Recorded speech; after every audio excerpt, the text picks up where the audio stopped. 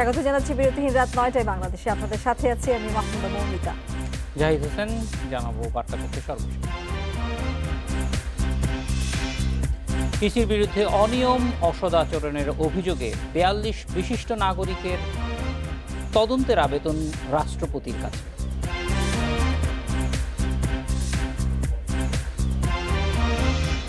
প্রতিপক্ষকে ফাঁসাতে বাঘা যতীনের ভাস্কর্য ভাঙচুর করিয়েছেন যুবলীগ নেতা আনিস ছবি। জিজ্ঞাসাবাদের পর জানালো পুলিশ।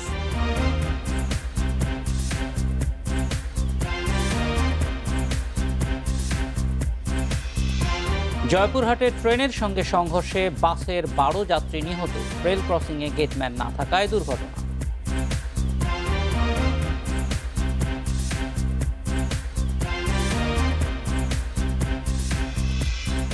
নির্বাচন কমিশনের বিরুদ্ধে আর্থিক অনিয়ম, দুর্নীতি ও অর্থ সংশ্লিষ্ট অসৎ আচরণের অভিযোগে বিশিষ্ট নাগরিকদের এসব অভিযোগ তদন্ত করতে রাষ্ট্রপতির কাছে আবেদন করেছেন ৪২ জন। গত সোমবার রাষ্ট্রপতির কাছে এই সংক্রান্ত চিঠি পাঠানো হয়েছে বলে ভার্চুয়াল সংবাদ সম্মেলনে জানানো হয়েছে।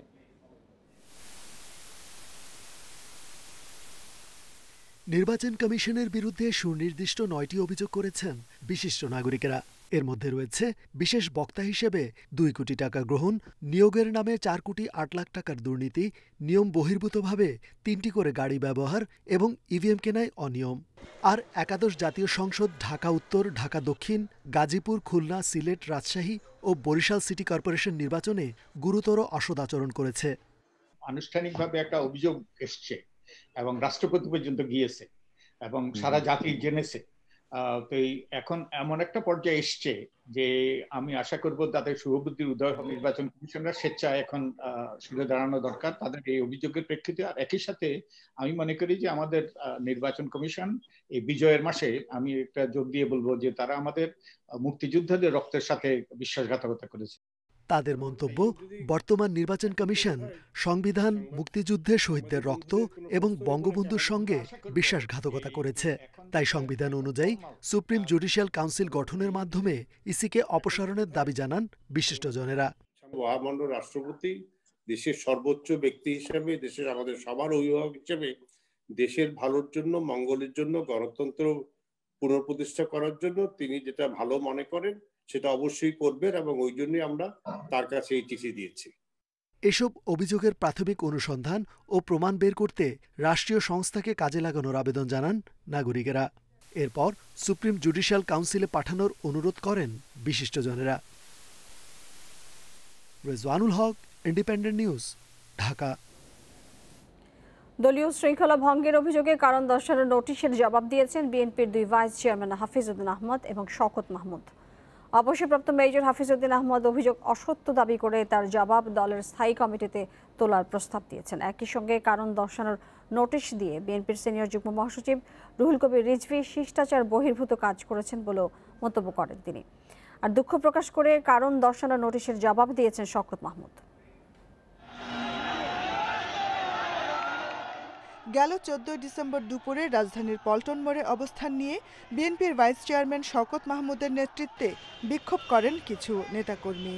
ওই ঘটনায় দলের ২ ভাইস চেয়ারম্যান, অবসরপ্রাপ্ত মেজর হাফিজউদ্দিন আহমদ ও শওকত মাহমুদের বিরুদ্ধে দলীয় শৃঙ্খলা ভঙ্গের অভিযোগ এনে কারণ দর্শানোর নোটিশ দেয় বিএনপি। নোটিশ পাওয়ার পর আত্মপক্ষ সমর্থন করে বৃহস্পতিবার চিঠির জবাব দেন শওকত মাহমুদ। শনিবার সকালে দলীয় কার্যালয়ে নোটিশের জবাব দেন হাফিজউদ্দিন আহমদ। এর ১ ঘণ্টা পর বনানীর বাসায় সাংবাদিকদের সামনে সেই চিঠি পড়ে শোনান তিনি। বেগম জিয়া বা তারেক রহমান সম্পর্কে অসৌজন্যমূলক বক্তব্য কখনোই রাখিনি। আমার বিরুদ্ধে এই ধরনের অভিযোগ আনা, নাম দেয় নাই কাদের বিরুদ্ধে, বলেছে সর্বোচ্চ নেতাদের বিরুদ্ধে আমি বলেছি। এটি একেবারেই আমার প্রতি অবিচার করা হয়েছে। দলের ভাইস চেয়ারম্যানকে একজন যুগ্ম মহাসচিব আক্রমণাত্মক ভাষায় কৈফিয়ত তলব করেছেন উল্লেখ করে এতে অপমানিত বোধ করার কথাও জানান তিনি। শহীদ বুদ্ধিজীবী দিবসে অসৌজন্যমূলক ভাষায় অসত্য অভিযোগ সম্বলিত কারণ দর্শানোর নোটিশ পেয়ে আমি হতবাক হয়েছি। একজন যুগ্ম সচিব, মহাসচিব আদিষ্ট না হয়েও ভাইস চেয়ারম্যানকে শোকজ করতে পারে না। এটা সৌজন্যের ব্যত্যয় হয়েছে এবং যে আক্রমণাত্মক ভাষা ব্যবহার করা হয়েছে তাতে আমি অত্যন্ত অপমানিত বোধ করছি। এদিকে দলীয় কার্যালয়ে শোকজ নোটিশের জবাব দিলেও এ নিয়ে গণমাধ্যমের সঙ্গে কথা বলেননি শওকত মাহমুদ। Jahanara Parvin, Independent news, Dhaka. গণফোরামে কোনো সমস্যা নেই বলে মন্তব্য করেছেন দলটির সভাপতি ডক্টর কামাল হোসেন। গণফোরামে ভাঙনের কোনো সুযোগ নেই, আগে থাকলেও এখন নেই বলে দাবি তার। শনিবার দুপুরে রাজধানীর বেইলি রোডের বাসভবনে সংবাদ সম্মেলনে এসব কথা বলেন কামাল হোসেন। তিনি জানান, আগামী 9 জানুয়ারি অনুষ্ঠিত হবে দলের কাউন্সিল। এ সময় তিনি মন্তব্য করেন, ঘুষ, দুর্নীতি, অর্থ পাচার সহ নানা কারণে দেশ আজ ক্রান্তিকাল অতিক্রম করছে। বর্তমানে দেশে অস্বস্তিকর রাজনৈতিক পরিস্থিতি বিরাজমান। চলমান সংকট কাটিয়ে উঠতে সবাইকে ঐক্যবদ্ধ হওয়ার আহ্বান জানান ডক্টর কামাল।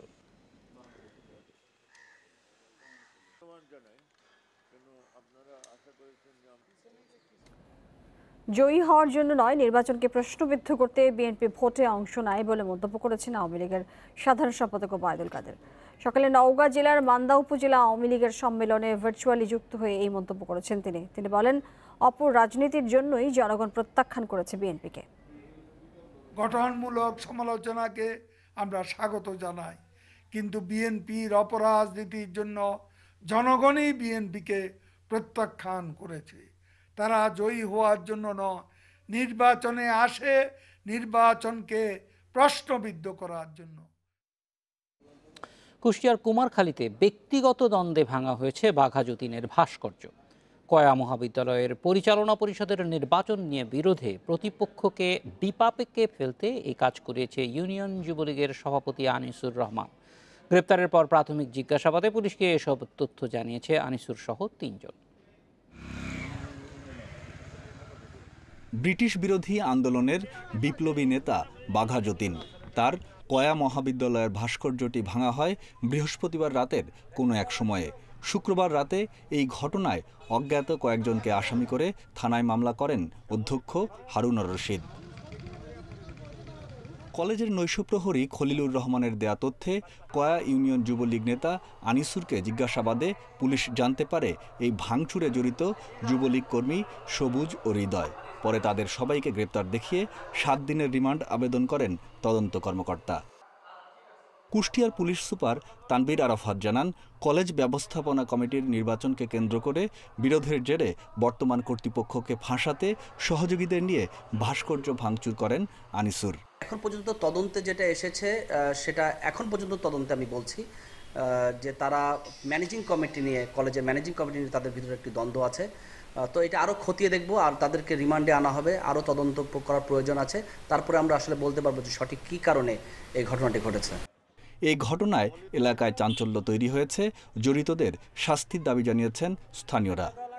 যারাই করুক, আমরা আমাদের গ্রামবাসীর পক্ষ থেকে বা এলাকাবাসীর পক্ষ থেকে আমরা এর তীব্র নিন্দা জানাই। এই ভাস্কর্য যারা ভাঙছে তাদেরকে দৃষ্টান্তমূলক শাস্তি দেওয়া হোক।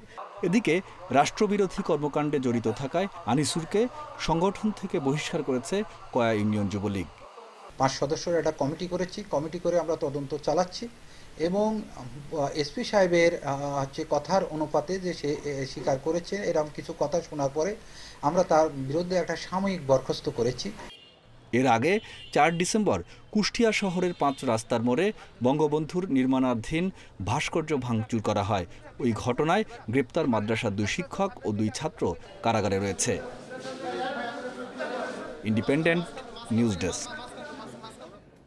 বার কাউন্সিলে আইনজীবীদের অন্তর্ভুক্তের লিখিত পরীক্ষার সময় মোহাম্মদপুরের 2টি কেন্দ্রে ভাঙচুর, অন্য শিক্ষার্থীদের বাধা এবং খাতা ছিঁড়ে ফেলার অভিযোগ উঠেছে কিছু শিক্ষার্থীর বিরুদ্ধে। শনিবার সকালে প্রশ্নপত্র কঠিন হওয়ায় দাবি করে একদল শিক্ষার্থী বিক্ষোভ ভাঙচুর করে। পুলিশ এসে ঘটনাস্থল থেকে 12 জনকে আটক করে। এরপর আর পরীক্ষা হয়নি মোহাম্মদপুর মডেল এবং কেন্দ্রীয় কলেজে। এদিকে বার কাউন্সিল চেয়ারম্যান এবং অ্যাটর্নি জেনারেল AM আমির উদ্দিন জানিয়েছেন, যারা লিখিত পরীক্ষায় অংশগ্রহণ করেছেন শুধুমাত্র তাদেরই ফল ঘোষণা করা হবে। রাজধানীর মোহাম্মদপুর মডেল কলেজ শনিবার সকাল 9টায় শুরু হয় আইনজীবীদের নিবন্ধনের লিখিত পরীক্ষা। তবে প্রশ্নপত্র হাতে পাওয়ার পর তা সিলেবাসের বাইরে থেকে এসেছে দাবি করে বিক্ষোভ শুরু করে পরীক্ষার্থীদের এক অংশ। এ সময় পরীক্ষা বাতিলের দাবিতে খাতা ছিঁড়ে ফেলেন তারা। ভাঙচুর চালানো হয় অধ্যক্ষের কক্ষ সহ কলেজ ক্যাম্পাসে। যারা পরীক্ষা দেওয়ার চেষ্টা করে তাদের উপরও চড়াও হয় বিক্ষোভকারীরা। দুধের বাচ্চাদেরকে পরীক্ষা দিতে আসছি, পরীক্ষা দিতে আসার পর দেখি এখন আমাদের সাথে এরকম করা হচ্ছে। MCQতে একবার যদি কেউ টিকে সে দ্বিতীয়বার পরীক্ষা দেওয়ার সুযোগ থাকে রিটেন। তো আমি দ্বিতীয়বারের পরীক্ষার্থী ছিলাম, এটাই আমার সর্বশেষ পরীক্ষা। এতে যদি আমি দিতে না পারি এটা আমার জন্য অনেক কষ্টের কারণ হয়ে যাবে। 3 বছর পরে একটা পরীক্ষা পেলাম, কিন্তু এই অনাকাঙ্ক্ষিত ঘটনার জন্য আমরা যারা আছি পরীক্ষা দিচ্ছিলাম, আমাদের হলে যে ব্যাপক ভাঙচুর হয়েছে, এটা বার কাউন্সিলের ইতিহাসে একটা কলঙ্কিত ইতিহাস। শিক্ষানবিশ আইনজীবীদের এমন আচরণে হতবাক পরীক্ষা পরিদর্শকেরা, আর ক্যাম্পাসে ভাঙচুরের ঘটনায় ক্ষুব্ধ কলেজ প্রশাসন। বললো যে ওরা পরীক্ষা দেবে না, ওরা বের হয়ে যেতে চাইলো। আমরা ইনভিজিলেটররা ওদেরকে রুমে রাখার চেষ্টা করলাম অনেক, কিন্তু ওরা বললো যে না, অন্যান্য ক্যান্টনে কীরকম হচ্ছে, ওরা পরীক্ষা দেবে না। যারা ভাঙচুর করছেন তাদের বাবার পয়সা আছে, এখানে তাদের গরিব মানুষের পয়সা আছে। সরকার তো চেষ্টা করছেন, এখন এরা যদি সচেতন মানুষ, শিক্ষিত মানুষ হয়ে এগুলো করে, এটা অত্যন্ত দুঃখজনক। আমরা এটা কোনো মতেই আশা করি না এদের কাছ থেকে। মোহাম্মদপুর কেন্দ্রীয় কলেজেও প্রায় একই পরিস্থিতির সৃষ্টি হয়। কলেজ প্রশাসন পুলিশ ডাকলে তারা এসে পরিস্থিতি নিয়ন্ত্রণে আনে, আর ঘটনাস্থল থেকে আটক করা হয় 12 জনকে। কলেজ কর্তৃপক্ষ অবহিত করেছে যে তারাও ক্যাম্পাসে ক্লাসরুমের ভিতরে ভাঙচুর করেছে, তো তারা পরীক্ষা দিবে না। তো পরীক্ষা আপাতত স্থগিত, আমরা এখন পরীক্ষার কেন্দ্র মোটামুটি শূন্য। অনিয়মিত পরীক্ষা গ্রহণ, খাতা রিভিউর সুযোগ না থাকা সহ বেশ কিছু ইস্যুতে আন্দোলন করেছিল শিক্ষানবিশ আইনজীবীরা। এরপর বার কাউন্সিল গত 26 সেপ্টেম্বর লিখিত পরীক্ষা নেওয়ার সিদ্ধান্ত নিলেও করোনার কারণে তা স্থগিত করা হয়। আর শনিবারের পরীক্ষায় অংশ নেওয়ার কথা ছিল 13,000 শিক্ষার্থীর। আল আমিন হোসেন, ইন্ডিপেন্ডেন্ট নিউজ, ঢাকা। জয়পুরহাটের পুরানা পৈল রেলগেটে ট্রেনের ধাক্কায় বাসের 12 যাত্রী নিহত হয়েছে, আহত হয়েছেন আরও 3 জন। সকাল 7টার দিকে এই দুর্ঘটনা ঘটে। রেল ক্রসিংয়ের গেটম্যান না থাকায় এই দুর্ঘটনা বলছে পুলিশ। ঘটনার পর 7 ঘন্টা বন্ধ ছিল উত্তরাঞ্চলের সঙ্গে সারা দেশের রেল যোগাযোগ। এদিকে এই ঘটনায় জেলা প্রশাসন ও রেলওয়ের পক্ষে পৃথক 2টি তদন্ত কমিটি গঠন করা হয়েছে।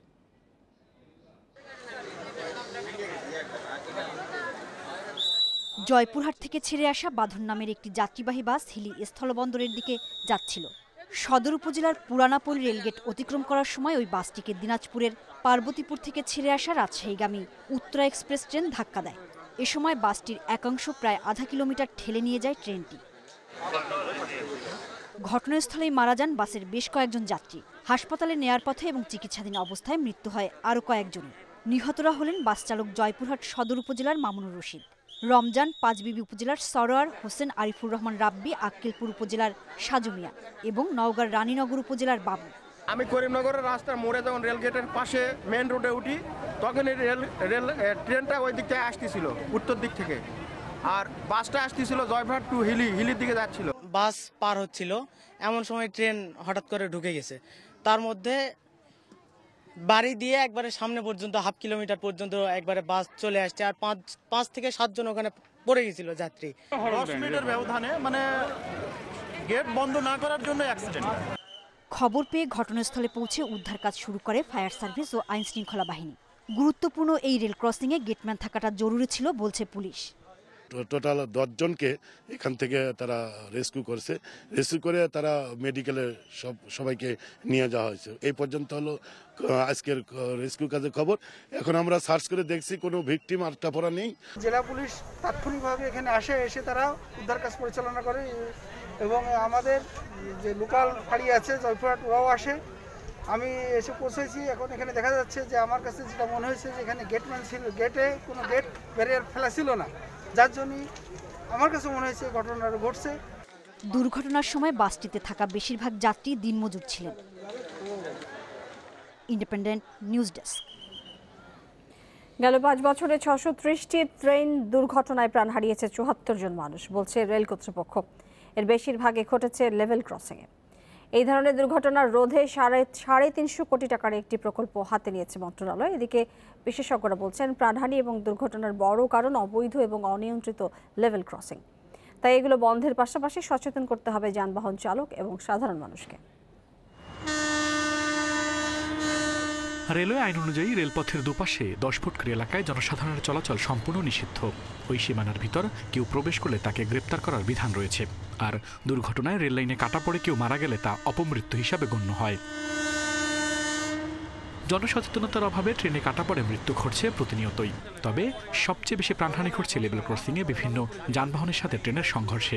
এ ধরনের মৃত্যু দুর্ঘটনা রোধে 650টি লেভেল ক্রসিং গেট আধুনিকায়ন, ফ্লাইওভার নির্মাণ, 1800 গেটম্যান নিয়োগ দেওয়া সহ নানা কর্মকাণ্ডে প্রায় 350 কোটি টাকার প্রকল্প বাস্তবায়ন শুরু করেছে রেলপথ মন্ত্রণালয়।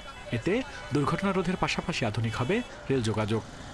650 গেটকে আমরা আধুনিক করতেছি, যেগুলো অটোমেটিক করবে, অপারেট করবে। এই যে পদ্মা লিঙ্ক, যেটা যশোর পর্যন্ত 172 কিলোমিটার, এইখানে যত রেল ক্রসিং পড়বে সেটা হয় আন্ডারপাস হবে না ওভারপাস হবে। দেশে প্রায় 1300 বৈধ লেভেল ক্রসিং এর পাশাপাশি রয়েছে 1200-এরও বেশি অবৈধ ক্রসিং, অথচ গেটম্যান রয়েছে মাত্র 700। বিশ্লেষক ও দুর্ঘটনা গবেষকরা বলছেন, রেলপথে প্রাণহানি রোধ করতে দেশের সব অবৈধ লেভেল ক্রসিং বন্ধ করে দিতে হবে। আর যেসব ক্রসিং বাজার সহ ব্যস্ত এলাকা অবস্থিত, সেখানে প্রয়োজনীয় লোকবল দিয়ে গেট নিয়ন্ত্রণ করতে হবে সঠিকভাবে। যেসব রাস্তাগুলো তৈরি করা হয়েছে সেই রাস্তাগুলো অবৈধ লেভেল ক্রসিংয়ে যথাযথভাবে তৈরি করা হয়নি। এগুলো রেললাইনের উপরে যত উঁচু, রাস্তাটি সেরকম উঁচু নয়। অনেক সময় দেখা যায় যে কোনো গাড়ি যখন এই লেভেল ক্রসিং গেট ক্রস করতে চায়, রেললাইনের উপরে ওঠার পরে দেখা যায় তার সামনের চাকা অনেক উঁচুতে আর পিছনের চাকাটা অনেক নিচুতে। অনেক ক্ষেত্রে আমরা হেডফোন ব্যবহার করে বা গান শুনতে শুনতে অথবা বেখেয়ালভাবে যখন লেভেল ক্রসিং বা ট্রেন লাইন বরাবর যখন আমরা যাই, তখন কিন্তু দেখা যাচ্ছে দুর্ঘটনা ঘটে যায়। তো এক্ষেত্রে সচেতনতা যেমনটা প্রয়োজন রয়েছে, পাশাপাশি টেকনিক্যাল যে ইস্যুগুলো রয়েছে, ইঞ্জিনিয়ারিং যে ভুলগুলোর কারণে অ্যাক্সিডেন্ট ঘটে, সেটাকে আমাদেরকে নিয়ন্ত্রণ করতে হবে। রেলওয়ে সূত্র বলছে, 2016 সাল থেকে 2020 সাল পর্যন্ত 630টি দুর্ঘটনায় 74 জনের প্রাণহানির পাশাপাশি আহত হয়েছেন 248 জন। তবে এসব দুর্ঘটনায় প্রকৃত হতাহতের সংখ্যা আরও অনেক বেশি বলে দাবি করছে দুর্ঘটনা নিয়ে কাজ করা বিভিন্ন বেসরকারি সংগঠন। আল আমিন হোসেন, ইন্ডিপেন্ডেন্ট নিউজ, ঢাকা। দেশে মোট করোনা রোগী 5 লাখের কাছাকাছি পৌঁছেছে। শনিবার স্বাস্থ্য অধিদপ্তরের বিজ্ঞপ্তিতে জানানো হয়, এ পর্যন্ত শনাক্ত হয়েছেন 4,99,560 জন। এর মধ্যে সুস্থ হয়েছেন 4,35,601 জন। এদিকে এই 24 ঘন্টায় দেশে করোনায় মারা গেছেন আরও 25 জন, এর মধ্যে 17 জন পুরুষ এবং নারী 8 জন। এ নিয়ে মোট প্রাণহানি হলো 7,242 জনের। 160টি ল্যাবে 24 ঘন্টায় 12,300 নমুনা পরীক্ষায় করোনা শনাক্ত হয়েছে 1,267 জনের। পরীক্ষা বিবেচনায় শনাক্তের হার 10.30%। আজ সকাল পর্যন্ত আগের 24 ঘন্টায় সুস্থ হয়েছেন 1,987 জন।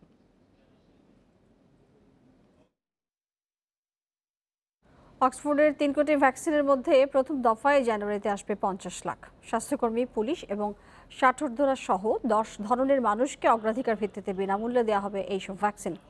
এছাড়া সামনের বছরেই গ্যাবি ইউনিসেফ থেকে 6 কোটি 80 লাখ ভ্যাকসিন পাওয়ার আশ্বাস পেয়েছে বাংলাদেশ, যা পূরণ করবে মোট জনগোষ্ঠীর 25 ভাগের টিকার চাহিদা। বাংলাদেশে বেক্সিমকোর মাধ্যমে অক্সফোর্ডে 3 কোটি করোনা ভ্যাকসিন আসছে। 6 ধাপের মধ্যে প্রথম দফায় জানুয়ারিতে আসবে 50 লাখ ভ্যাকসিন।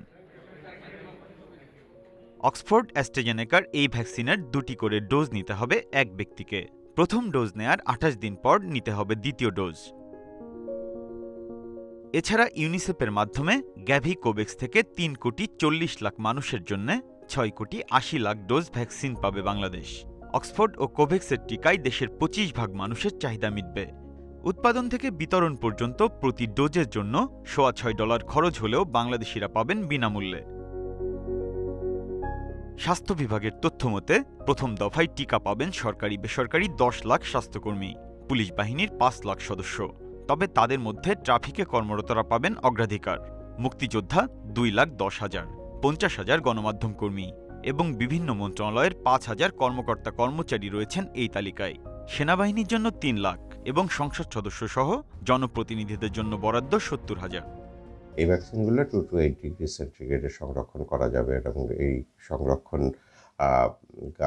সংরক্ষণাগার আমাদের সারা দেশেই আমাদের যে ইপিআই এর হিউজ সাকসেসফুল প্রোগ্রাম আছে তাদের অলরেডি আছে এবং কোথাও কোথাও কিছু কিছু বৃদ্ধি করতে হবে, হয়তো সেটার জন্য কাজ চলছে।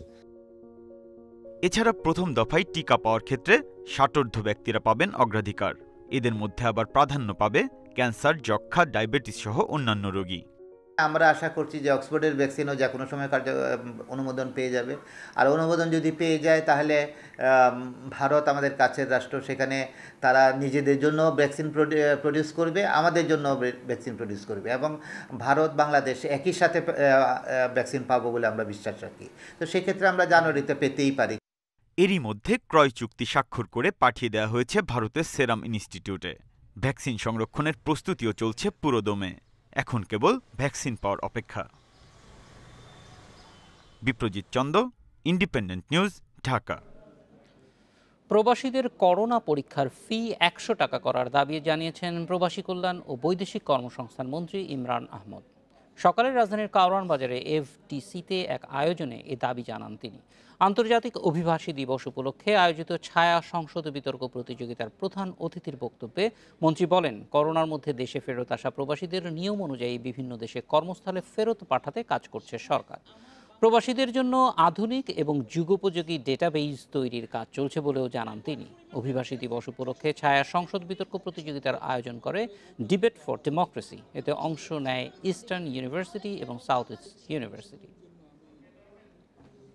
ডাটাবেস আমরা যখন আরম্ভ করেছিলাম অনেক আগে, সেই সময় শুধু ছিল তোমার যারা যাচ্ছে ওদের ডাটাবেস। এখন এটাকে আমরা পরিবর্তন করে ইনকামিং ডাটাবেসও আমরা ব্যবস্থা করছি। পৌষের প্রথম সপ্তাহেই উত্তরাঞ্চলের কয়েকটি জেলার উপর দিয়ে বয়ে যাচ্ছে মৃদু থেকে মাঝারি শৈত্যপ্রবাহ। কুড়িগ্রামের রাজারহাটে আজ দেশের সর্বনিম্ন তাপমাত্রা রেকর্ড হয়েছে 6.6 ডিগ্রি সেলসিয়াস। আগামী কয়েকদিনে শৈত্যপ্রবাহ মধ্যাঞ্চলের জেলায় ছড়িয়ে পড়ার পাশাপাশি চলতি মাসের শেষের দিকে বড় ধরনের শৈত্যপ্রবাহের আভাস দিয়েছে আবহাওয়া অফিস। তাপমাত্রা নামতে থাকায় শীতের প্রকোপে বিপর্যস্ত উত্তরবঙ্গের জেলা কুড়িগ্রামের জনজীবন। জেলায় অনুভূত হচ্ছে মাঝারি শৈত্যপ্রবাহ। ঘন কুয়াশার সাথে কনকনে ঠান্ডা বাতাসে ভোগান্তি পাচ্ছে মানুষের। অনেক বেলা পর্যন্ত দেখা মিলছে না সূর্যের। শিশু, বৃদ্ধ সহ শ্রমজীবী ও ছিন্নমূল মানুষের দুর্ভোগ বাড়ছে পাল্লা দিয়ে। কোনো ইনকাম নাই, ঠান্ডার কোনো চলাচল করতে পারছি না, খুব সমস্যা, খুব দুর্ভোগে দিন চলছে। করোনা এবং শীতের প্রকোপের কারণে ব্যবসা হালকা হয়ে গেছে, চলা খুব কষ্টকর হচ্ছে। দুদিন মৃদু শৈত্যপ্রবাহের পর এখন মাঝারি শৈত্যপ্রবাহের কবলে দেশের সর্ব উত্তরের জেলা পঞ্চগড়। বিকেল থেকেই চারপাশ ঢেকে যায় ঘন কুয়াশায়। রাতের তাপমাত্রা থাকছে 10 ডিগ্রির নিচে। পশ্চিমের জেলা মেহেরপুর, চুয়াডাঙ্গায়ও একদিনের ব্যবধানে কমেছে তাপমাত্রা। দুর্ভোগে আছেন ছিন্নমূল ও খেটে খাওয়া মানুষেরা। দরিদ্রদের কাছে শীত বস্ত্রের সহায়তা এখনো পৌঁছেনি অনেক এলাকায়। খুব শীত ভাই, আর কি টাটি যাচ্ছে, হাত পাককে টাটি খুশি পড়ে যাবে, এত পরিমাণ শীত, মানে হাতে কোনো কাজ করছে না। সরকার শুনে যে মেলা কিছুই দিয়েছে, কম্বল হ্যান ত্যান, আমরা তাই পর্যন্ত কিছুই পেলাম না। আবহাওয়াবিদরা বলছেন আগামী কয়েকদিনের তাপমাত্রা আরও কমতে পারে। এই মাসের শেষের দিকে অর্থাৎ 25 তারিখের পরে অথবা জানুয়ারির শুরুতে কোনো জায়গার তাপমাত্রা 6 নিচে নেমে যেতে পারে। আমরা নর্মালি 6 নিচে গেলে বলি আমরা সিভিয়ার শৈত্যপ্রবাহ অর্থাৎ তীব্র শৈত্যপ্রবাহ। এটা অনেক জায়গায়, বিশেষ করে উত্তরবঙ্গ, রাজশাহী, রংপুর, যশোর, কুষ্টিয়া এইসব জায়গায় তাপমাত্রা 6 নিচে নেমে যেতে পারে। আবহাওয়া অফিসের তথ্য মতে উত্তরের জেলাগুলো ছাড়াও ময়মনসিংহ, টাঙ্গাইল, ফরিদপুর, যশোর ও কুষ্টিয়ার উপর দিয়ে মৃদু থেকে মাঝারি শৈত্যপ্রবাহ বয়ে যাচ্ছে। বেশমিনন্দী, ইন্ডিপেন্ডেন্ট নিউজ। গোল্ডেন মনির সংশ্লিষ্ট সাবেক গৃহায়ন ও গণপূর্ত অধিদপ্তরের অতিরিক্ত প্রধান প্রকৌশলী সহ 4 জনের বিরুদ্ধে অবৈধ সম্পদের অনুসন্ধান করছে দুর্নীতি দমন কমিশন। শিগগিরই তাদের সম্পদের হিসাব চেয়ে নোটিশ জারি করা হবে। দুর্নীতিতে জড়িতদের দৃষ্টান্তমূলক শাস্তি নিশ্চিত করা জরুরি বলছেন টিআইবি। রাজধানীতে 200 প্লটের মালিক গোল্ডেন মনির। এছাড়াও 610 কোটি টাকার অবৈধ সম্পদ দেখিয়ে তার সম্পদের হিসেব চেয়ে নোটিশ জারি করেছে দুর্নীতি দমন কমিশন। কিভাবে গোল্ডেন মনির বিপুল সম্পদের মালিক হলো তা খতিয়ে দেখছে দুদক। অভিযোগ আছে দুর্নীতির মাধ্যমে গোল্ডেন মনিরের বিশাল সম্পদ অর্জনের সহযোগী হিসেবে কাজ করেছে সরকারি কর্মকর্তা, ব্যবসায়ী সহ অনেকে। এই অভিযোগে এরই মধ্যে 5 জনকে জিজ্ঞাসাবাদ করেছে দুদক, যার মধ্যে 4 জনের অবৈধ সম্পদের অনুসন্ধান করছে সংস্থাটি। এই 4 জন হলেন গৃহায়ন ও গণপূর্ত অধিদপ্তরের সাবেক প্রধান প্রকৌশলী প্রদীপ কুমার বসু, রাজক পরিচালক শেখ শাহিনুল ইসলাম, সিবিএ নেতা আব্দুল মালেক ও আব্দুল জলিল আকন্দ। এই মাসের মধ্যেই তাদের আয়কর নথি, পাসপোর্ট, জাতীয় পরিচয়পত্র ও ব্যাংক হিসেবের তথ্য জমা দিতে বলা হয়েছে। আমরা সমস্ত প্রক্রিয়া শেষ করতে সময় লাগে বিধায় আমরা সকলের কাছে সেইভাবে উপস্থিত হইনি। তবে এই অপরাধগুলো আমাদের নিজস্ব প্রক্রিয়ায় চলমান রয়েছে এবং মামলা নিখুঁতভাবে পরিচালনা এবং দায়ের করার স্বার্থেই আমাদের সময়ের প্রয়োজন হয়। টিআইবি বলছে, দুর্নীতিতে জড়িতদের দৃষ্টান্তমূলক শাস্তি নিশ্চিত করা জরুরি, কিন্তু কোনো নিরপরাধ ব্যক্তি যেন হয়রানির শিকার না হয় সেই বিষয়ে সতর্ক থাকার পরামর্শ তাদের।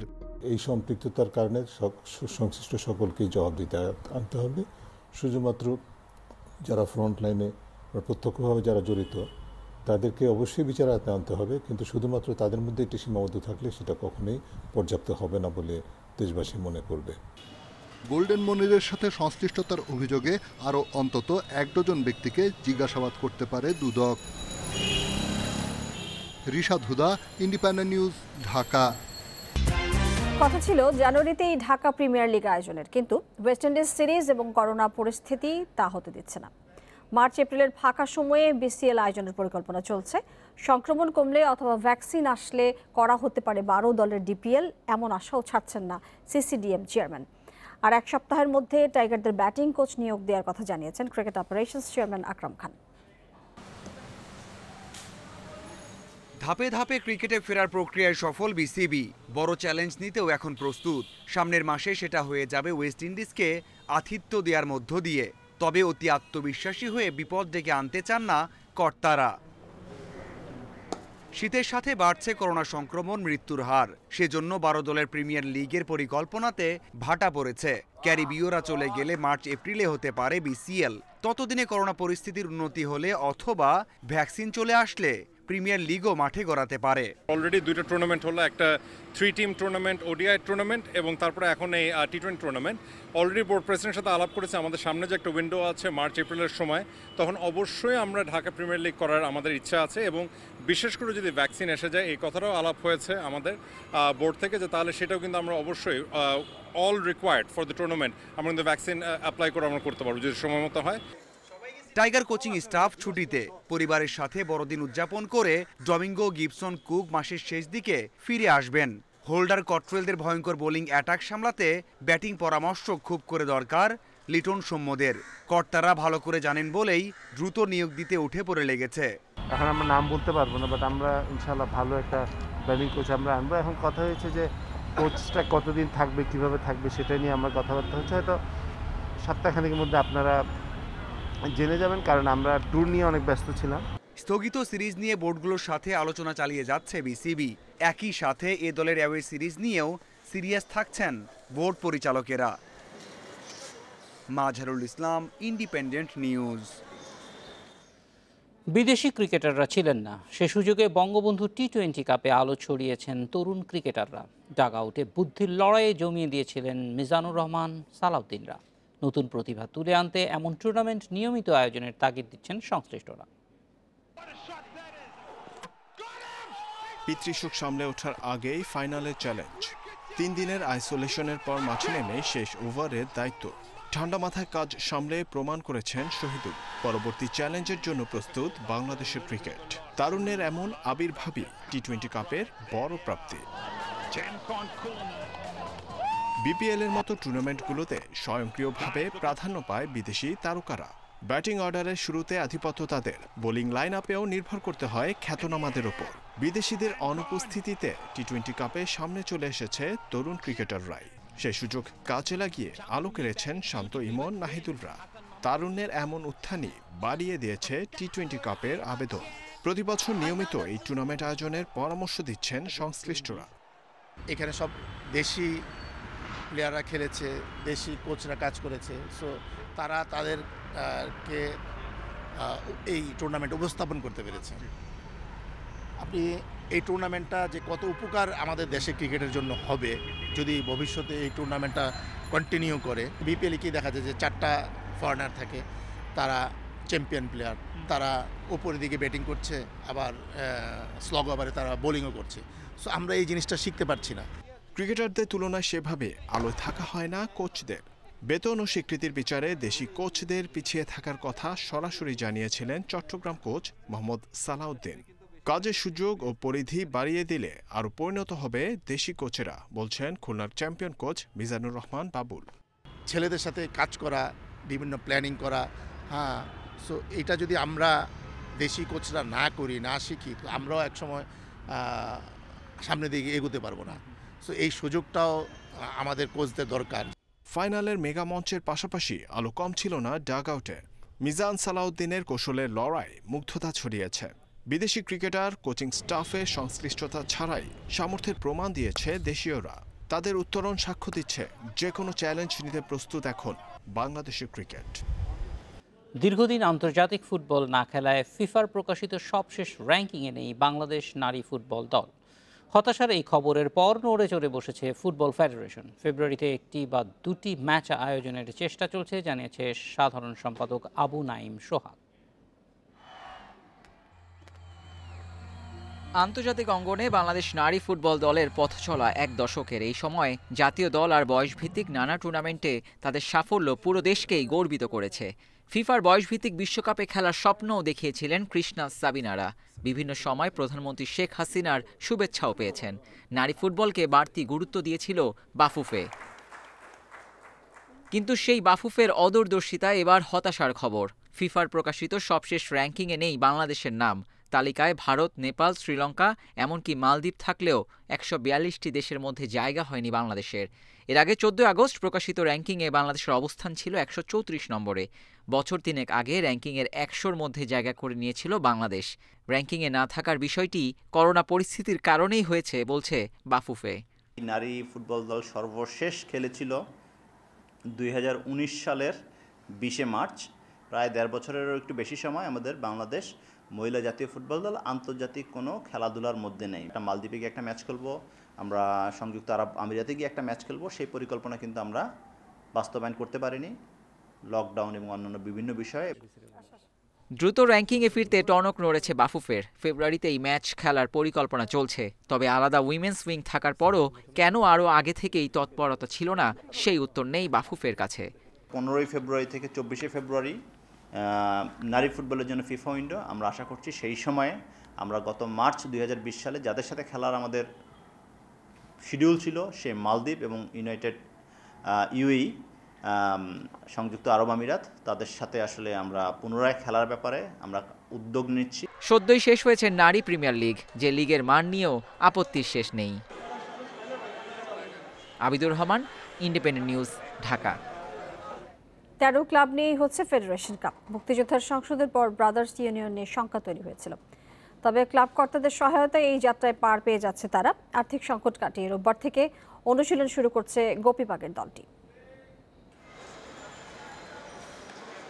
সকাল থেকে ক্লাব টেন্টে সংগঠকদের ভিড়, সবার কৌতূহল আসন্ন লিগ মৌসুমে ব্রাদার্সের অংশগ্রহণ কি আছে ফুটবলারদের ভাগ্যে। পারিশ্রমিক না পেয়ে সম্প্রতি ফুটবলারদের বিদ্রোহ, ফেডারেশন কাপের আগে সবার ক্যাম্প ছেড়ে চলে যাওয়া, সব মিলে এলোমেলো ব্রাদার্স। ফেড কাপে ঐতিহ্যবাহী ক্লাবটি থাকছে কিনা সেটা হয়ে ওঠে প্রশ্ন। ফলে তড়িঘড়ি করেই মিটিংয়ে বসেন ক্লাবের শীর্ষ কর্তারা। শেষ পর্যন্ত সমাধানও মিলেছে। করোনাকালীন সময়ে বিভিন্ন লোকে ক্লাবগুলো চলে বিভিন্ন ডোনেশনের উপরে। তো এই বছরের জন্য যেটা হয় যে আসলে কার কাছে যাব, যার কাছে যাই তার কাছেই পয়সা নাই, তার বিজনেস নাই, এরকম একটা ভাবের মধ্যে আছি। তো এটা আসলে একটু টাকা পয়সা একটা বড় ফ্যাক্টর, যেহেতু প্লেয়ারদের দিতে হয়। তো সেটাও দূর হয়েছে। আমি আশা করি যে এটা কোনো সমস্যা না। কালকে থেকে আমাদের বিকাল থেকে প্র্যাকটিস শুরু হবে।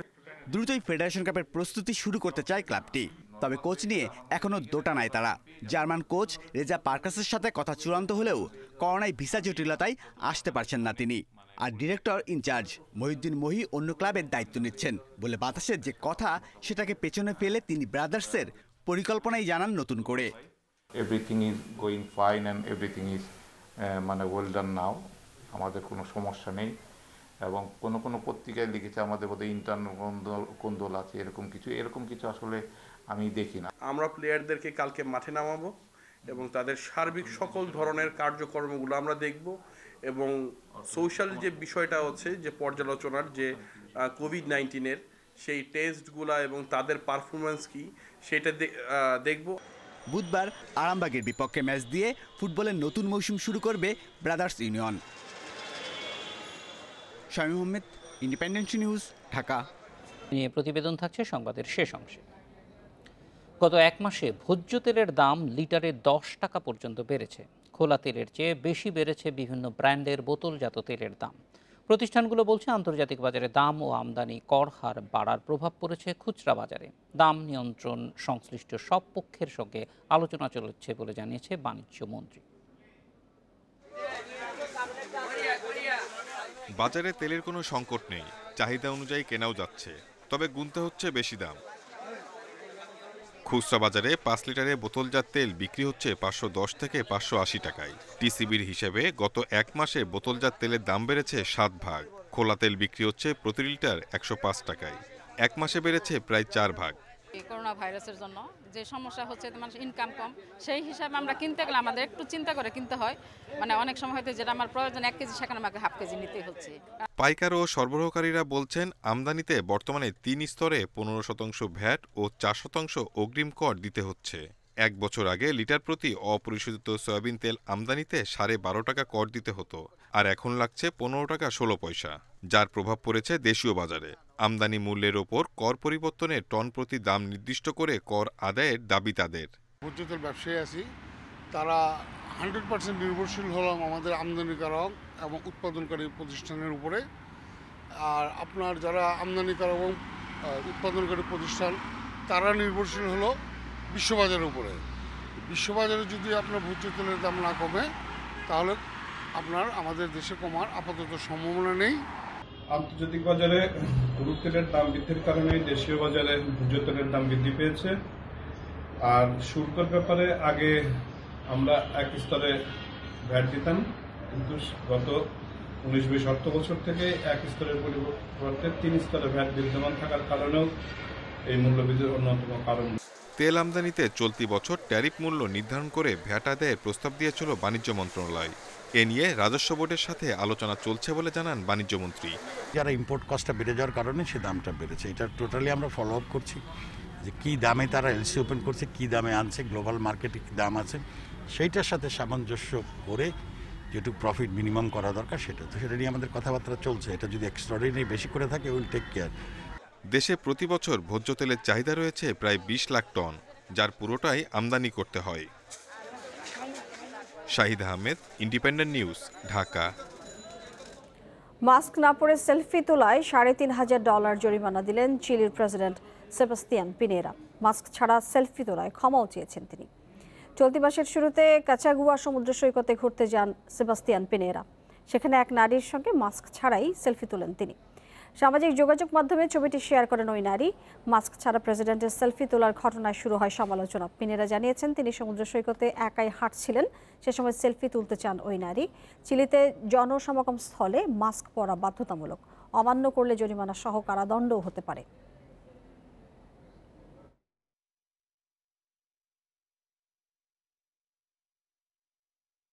এই ছিল বিরতিহীন রাত 9টায় বাংলাদেশ। ইন্ডিপেন্ডেন্ট টেলিভিশনের সব খবরের বিস্তারিত জানতে চোখ রাখুন ফেসবুক, ইউটিউব এবং টুইটারে। সাথে থাকার জন্য ধন্যবাদ জানাচ্ছি।